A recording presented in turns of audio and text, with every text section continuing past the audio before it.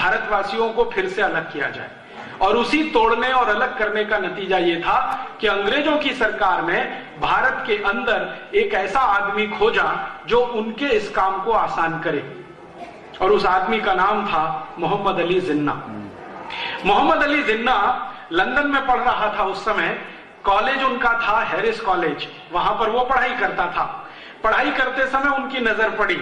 अंग्रेजों ने तय कर लिया कि इस आदमी को हम भारत में मुस्लिम लीडर के रूप में प्रमोट करेंगे और इसकी मदद से अपनी नीतियों को भारत में लागू कराएंगे। मोहम्मद अली जिन्ना को हमेशा अपने कंट्रोल में रखने के लिए अंग्रेजों ने उसके पीछे एक बहुत बड़ी चाल खेली। आप जानते हैं कि अंग्रेजों की कौम दुनिया में सबसे निकृष्ट है। कभी भी कानूनी काम करना हो, उससे भी कई गुना नीचे गिरकर गैर कानूनी काम भी वो कर सकते हैं। किसी राजा के साथ भारत में उन्होंने संधि की, अगले ही दिन उस संधि से पलट सकते हैं। तो जिन्ना को प्रमोट करने का तय किया और उसके पीछे अपना एक पिल्लू छोड़ दिया या एक एजेंट लगा दिया। उस एजेंट का नाम था एडविना। उस एजेंट का नाम था एडविना। बाद में यही एडविना माउंटबेटन की पत्नी बनाई गई और उसको भारत में उन्होंने भेजा था। बीच का किस्सा यह है कि लगा दिया जिन्ना के पीछे एडविना को। एडविना भी उसी कॉलेज की विद्यार्थी थी, लॉ में पढ़ती थी जिसमें जिन्ना पढ़ता था। और कुछ संयोग ऐसा हुआ या दुर्योग ऐसा हुआ कि जहां उन्होंने लगा दिया जिन्ना के पीछे एडविना को और जिन्ना को पता नहीं, वहीं उसी समय नेहरू जी भी पढ़ाई किया करते थे हैरिस कॉलेज में, पंडित जवाहरलाल नेहरू। और पंडित जवाहरलाल नेहरू जो हैरिस कॉलेज में पढ़ा करते थे, जिन्ना के साथ कभी कभी चाय कॉफी पिया करते थे। धीरे धीरे इस एडविना ने नेहरू और जिन्ना दोनों को शराब पीना सिखाया और दोनों को धीरे धीरे आगे बढ़ाया। अंग्रेजों की पॉलिसी थी कि दोनों को पैम्परिंग करते रहना है, दोनों को थपथपाते रहना है। थोड़े दिन के बाद जब इनकी पढ़ाई पूरी हुई, ये वापस आए, तो एडविना इनके साथ लग चुकी थी। शादी तो उसकी बाद में हुई है, पहले वो लग चुकी थी। एडविना को ब्रिटिश पार्लियामेंट ने एक स्पेशल ऑफिसर बना के एक बहुत बड़ी पोस्ट देकर, सीक्रेट एजेंसी के जैसे एक पोस्ट बनाकर हिंदुस्तान में लगा दिया और उसको कहा गया कि एक ही काम करना है, जिन्ना को प्रमोट करते हुए, पैम्परिंग करते हुए मुसलमानों का नेता घोषित करवाना है। जिन्ना भारत आ गया पढ़ाई पूरी करके। फिर उसके बाद अंग्रेजी अखबार जो यहां छपा करते थे हिंदुस्तान में, उन अंग्रेजी अखबारों में जिन्ना के बड़े बड़े बयान, एक छोटी सी बात कहे तो उसको बड़ा करके छापना, फोटो के साथ छापना, ये सब कहानी उन्होंने शुरू की। जिन्ना को लगा कि वो बहुत बड़ा लीडर है। वो दिल्ली में एक छोटा सा स्टेटमेंट करता था। अंग्रेजों का अखबार जिसको आप टाइम्स ऑफ इंडिया कहते हैं, ये अंग्रेजों का अखबार हुआ करता था। इसमें फ्रंट पेज पे छपता था। जिन्ना को लगता था अरे बहुत बड़ा लीडर हो गया वो। वास्तव में उसकी बात कोई सुनता और समझता नहीं था। भारत में मुसलमानों के दो वर्ग हैं, एक वर्ग शिया है, दूसरा सुन्नी है। दोनों ही जिन्ना को नेता नहीं मानते थे। शियाओं को पूछो कि जिन्ना नेता बन गया तो शिया और सुन्नी कहते थे जी तो कन्वर्टेड है, हमारा लीडर नहीं है। फिर उनसे दूसरी बात पूछो तो वो कहते थे ये तो सुअर का मांस खाता है, हमारे यहां तो वर्जित है। फिर उसको पूछो तीसरी बात तो ये तो शराब पीता है, हम मुसलमान तो शराब नहीं पीते। और सबसे बड़ा ऑब्जेक्शन था, जिन्ना का परिवार ब्याज पर पैसे दिया करता था, ये उनका मुख्य बिजनेस था। आप जानते हैं कि मुसलमान ब्याज पर पैसा लेना देना पसंद नहीं करते, तो वो कहते थे ये मुसलमान कहां से है। तो हिंदुस्तान का शिया और सुन्नी समाज जिन्ना को लीडर कभी मानता नहीं था, लेकिन अंग्रेज जबरदस्ती उसको मुसलमानों का नेता है ऐसा करके पैम्परिंग किया करते थे। धीरे धीरे उसकी बार्गेनिंग पावर उन्होंने बढ़ाना शुरू किया और कांग्रेस में उसको पहले भर्ती करा दिया। कांग्रेस के अंदर आके उसने ये कहना शुरू किया कि एक ना एक दिन भारत आजाद होगा, तो अलग अलग हमको संप्रदायों के आधार पर मत विभाजन करवाना है। तो कांग्रेस के कई नेता कहा करते थे कि नहीं ये कोई काम नहीं है, ये कोई इशू नहीं है। धीरे धीरे जिन्ना ने देख लिया कि कांग्रेस उसकी इस बात से सहमत नहीं है, अंग्रेज उसको बराबर इसी के लिए पैम्परिंग करते रहे। एक दिन जिन्ना ने कहा कि कांग्रेस में मेरा दम घुटता है, मुझे ये पार्टी छोड़नी है, वो अलग आ गया। उसी समय अंग्रेजों ने क्या किया कि पुरानी बनाई हुई एक छोटी सी संस्था थी जिसका नाम था मुस्लिम लीग, जिसका अंग्रेजों ने कभी रजिस्ट्रेशन किया था सोसाइटीज ऑफ रजिस्ट्रेशन एक्ट के आधार पर 1905-6 में। उस संस्था का जिन्ना को प्रेसिडेंट बना दिया। उस संस्था में मेंबर कितने थे? 5। उसमें से एक जिन्ना, 4 में एक टाइपिस्ट जो संस्था का काम टाइप करता रहता था, एक झाड़ू लगाने वाला, ऐसे करके 5 मेंबर थे। छठा कोई मेंबर नहीं था। लेकिन यह संस्था का नाम ऐसा फैलाया, टाइम्स ऑफ इंडिया में पहले ही दिन जब मुस्लिम लीग का प्रेसिडेंट बना तो जिन्ना का इंटरव्यू आया, उसमें पूछा गया कि भाई आपका उद्देश्य क्या है? तो आजादी लेना। तो उसके बाद का उद्देश्य क्या है? तो भारत में मुसलमानों की सत्ता स्थापित कराना।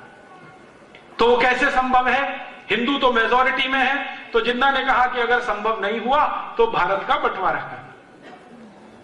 इस तरह से वो आदमी बढ़ता गया। अंग्रेज उसको खाद पानी देते गए, उसमें बहुत सारा पैसा इन्वेस्ट करते गए। एक दिन ब्रिटिश पार्लियामेंट में बहस हुई कि हम जिन्ना पर इतना पैसा क्यों खर्च कर रहे हैं। आप जानते हैं जिन्ना का खर्चा करोड़ों रुपए का साल का ब्रिटिश पार्लियामेंट उठाती थी। तो ब्रिटिश पार्लियामेंट में एक सांसद ने सवाल उठा दिया कि जिन्ना के ऊपर इतना पैसा क्यों खर्च कर रहे हैं। तो अंग्रेजों का एमपी नहीं, प्राइम मिनिस्टर कहता है, क्लेमेंट आर एटली, एक दिन पार्लियामेंट में, और चर्चिल भी बाद में कहता है कि ये हमारा ट्रम्प कार्ड है, इसमें पैसा हम लगा रहे हैं ताकि जब चाहें तब इसको एनकैश कर सकें। और ये बात 1939 में कही विंस्टन चर्चिल ने, 1942 में कही क्लेमेंट आर एटली ने कि ये हमारा ट्रम्प कार्ड है। और सच में उन्होंने उसको ट्रम्प कार्ड की तरह से इस्तेमाल किया। 1942 का भारत छोड़ो आंदोलन जब सफल हो गया और अंग्रेजों ने देख लिया कि भारत के क्रांतिकारियों में बहुत बड़ी लहर पैदा हो गई है, भारत छोड़कर जाना ही पड़ेगा। और उससे भी ज्यादा महत्वपूर्ण बात यह थी कि सेकेंड वर्ल्ड वॉर में अंग्रेजों की इतनी पिटाई हो चुकी थी कि उनकी पूरी की पूरी कमर टूट गई थी।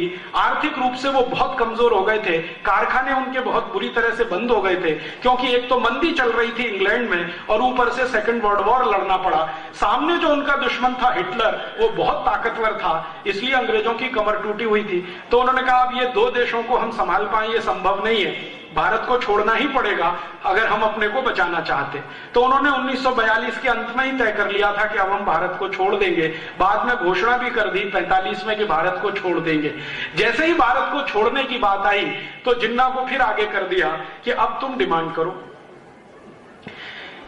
जिन्ना ने कहा कि ठीक है, मुझे पाकिस्तान चाहिए, पाकिस्तान चाहिए, इससे कम पर कोई समझौता हो सकता है। कांग्रेस के नेताओं ने जिन्ना से पूछा तो उसने कहा हां हो सकता है। क्या हो सकता है? मुझे भारत का प्रधानमंत्री बना दो, इस पे समझौता हो सकता है। तो कांग्रेस के नेताओं ने पूछा कि अगर तुम प्रधानमंत्री बनो तो पाकिस्तान छोड़ दोगे? हां छोड़ दूंगा, मुझे प्रधानमंत्री बना दो, मैं पाकिस्तान की मांग छोड़ दूंगा। कांग्रेस वर्किंग कमेटी की मीटिंग हुई, उसमें यह बात रखी गई कि जिन्ना बोलता है कि उसको प्रधानमंत्री बनाना है। तो नेहरू जी ने कहा कि मैं उसको प्रधानमंत्री तो क्या, अपने ऑफिस का चपरासी नहीं बना सकता। तो कांग्रेस वर्किंग कमेटी के नेताओं ने कहा कि आप उसके साथ इतनी घृणा क्यों है?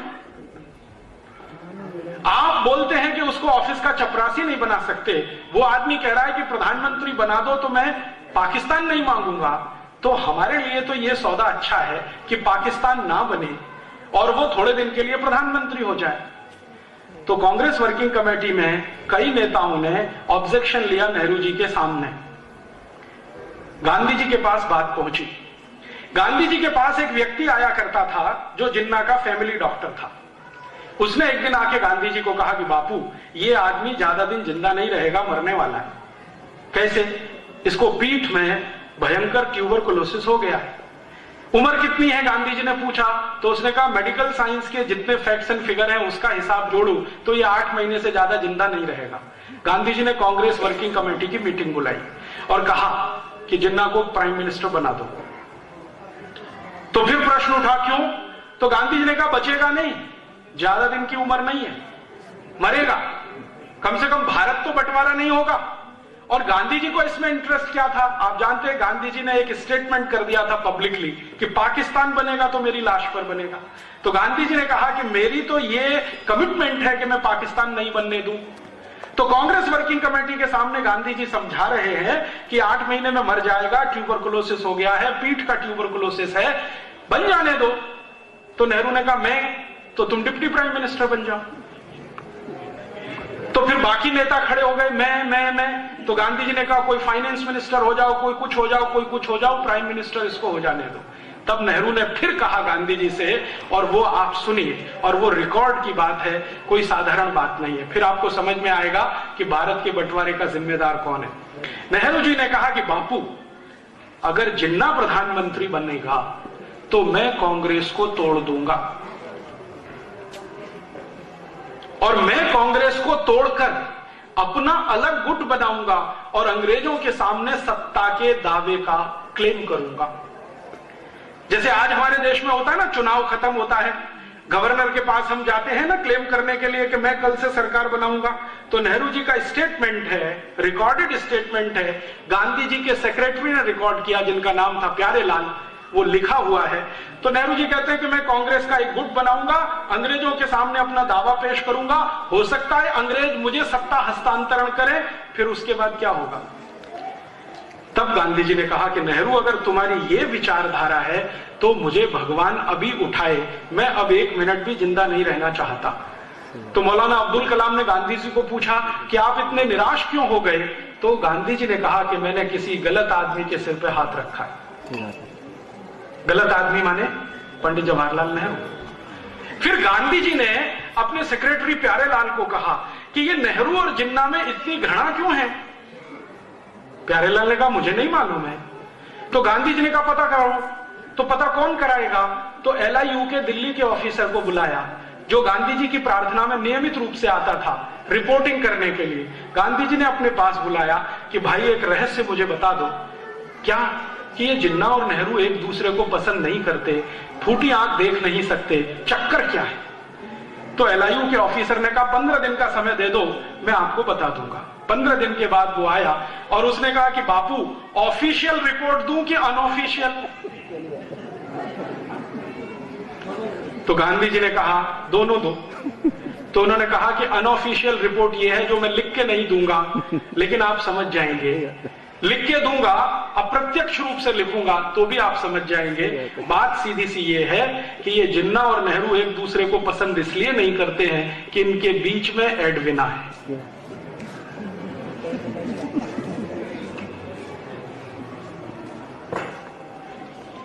अब आप इसमें से अगर निष्कर्ष निकालना चाहें तो भारत का बंटवारा एक स्त्री के कारण हुआ, एक औरत के कारण, और वो थी एडविना। नेहरू भी उससे लगा हुआ, जिन्ना भी लगा हुआ, और एडविना इतनी चालाक, दोनों को हैंडल करती थी, दोनों को हैंडल करती, और इन दोनों को तैयार किया उसने, नेहरू को और जिन्ना को, दोनों को। आपको एक घटना सुनाता हूं जो आर्काइव्स के रिकॉर्ड में दर्ज है। किसी दिन ये रिकॉर्ड्स खुलेंगे तो देश में विस्फोट होगा। 3 जुलाई 1947 को एडविना और उसका पति, तथाकथित पति, सो कॉल्ड माउंटबेटन, क्योंकि माउंटबेटन एडविना के साथ कभी बेडरूम में सोया नहीं जितने दिन वो भारत में रहा।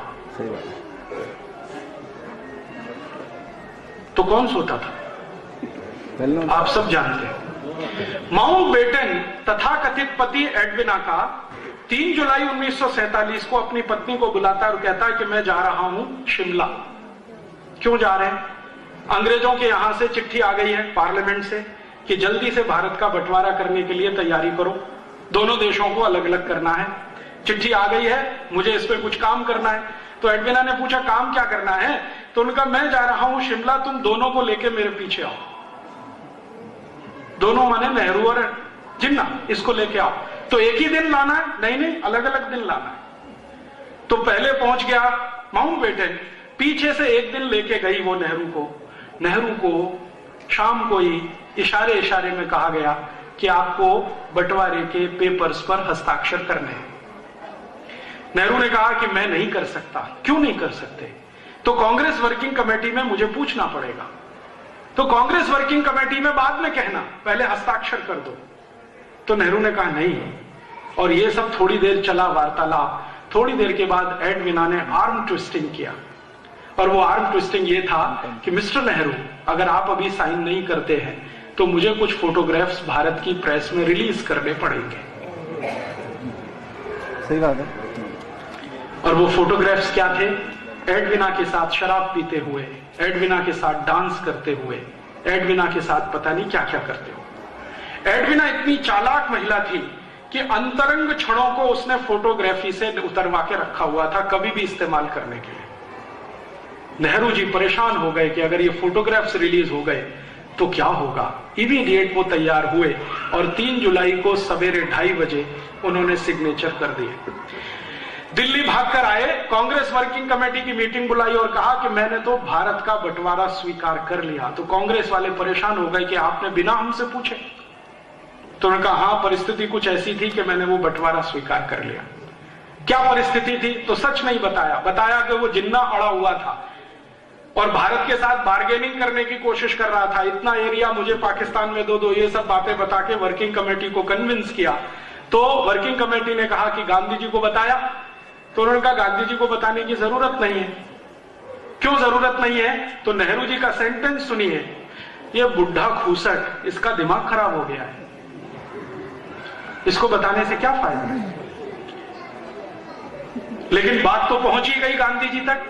गांधी जी ने फिर वर्किंग कमेटी की मीटिंग बुलाई और इस वर्किंग कमेटी की मीटिंग में आखिरी बार उन्होंने कहा कि देखो, नेहरू ने हस्ताक्षर तो कर दिए हैं, लेकिन मैं भारत के नागरिकों की तरफ से इसको मान्यता अगर ना दूं तो अंग्रेजों की सरकार परेशान हो जाएगी। लेकिन तुम सब तय कर लो कि नेहरू को रखना है या बाहर करना है। तो वर्किंग कमेटी में फूट पड़ गई। कुछ लोगों ने समर्थन कर दिया, कुछ लोगों ने विरोध कर दिया। सरदार पटेल उस समय खामोश हो गए, मौन हो गए, उन्होंने अपना ओपिनियन नहीं बताया। तो कई लोगों ने उसका अपना अपना अलग अर्थ लगाया। फिर गांधी जी ने कहा कि फिर ठीक है, तुमको जो करना है वो करो, मेरे पास आज से आना बंद कर दो। वो आखिरी दिन था। उसके बाद गांधी जी ने कांग्रेस वर्किंग कमेटी की मीटिंग में जाना और उनको अपने पास बुलाना बंद कर दिया। और उसके 10-12 दिन के अंदर 3 जुलाई से लेकर 17 जुलाई 1947 के बीच में इन्होंने बहुत सारे वो काम कर दिए कि बंटवारे में कौन सा हिस्सा पाकिस्तान जाएगा, कौन सा भारत रहेगा, आर्मी का बंटवारा कैसे होगा, लोगों का बंटवारा कैसे होगा, पैसे का बंटवारा कैसे होगा, वो सब फॉर्मूले तय कर लिए। अंग्रेजों ने एक अधिकारी भेज दिया, उस अधिकारी ने बाउंड्री लाइन तय कर लिया और उसके बाद सब कुछ तय होकर 14 अगस्त रात 12 बजे उन्होंने भारत को तथाकथित आजाद कर दिया, 2 टुकड़े करके, भारत और पाकिस्तान। मैं आपसे बहुत विनम्रता पूर्वक कहने आया वो ये कि भारत और पाकिस्तान का बंटवारा कोई वैचारिक आंदोलन का परिणाम नहीं था। भारत और पाकिस्तान का बंटवारा कोई बहुत बड़े युद्ध क्रांति का परिणाम नहीं था। भारत और पाकिस्तान का बंटवारा 2 नेताओं के चरित्र से उतर जाने का दुष्परिणाम था।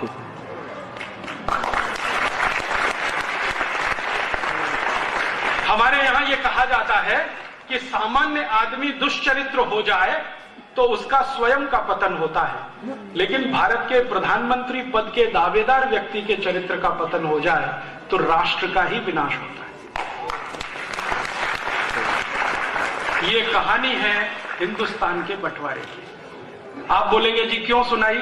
इसलिए सुनाई कि एक तरफ सरदार भगत सिंह जैसे 6,32,000 क्रांतिकारी जो भारत को आजाद होकर एक नया राष्ट्र बनाने का सपना देख रहे थे, और एक तरफ जिन्ना और नेहरू जैसे लोग जो अपने चरित्र में नीचे गिरकर देश की सत्ता का सौदा कर रहे थे।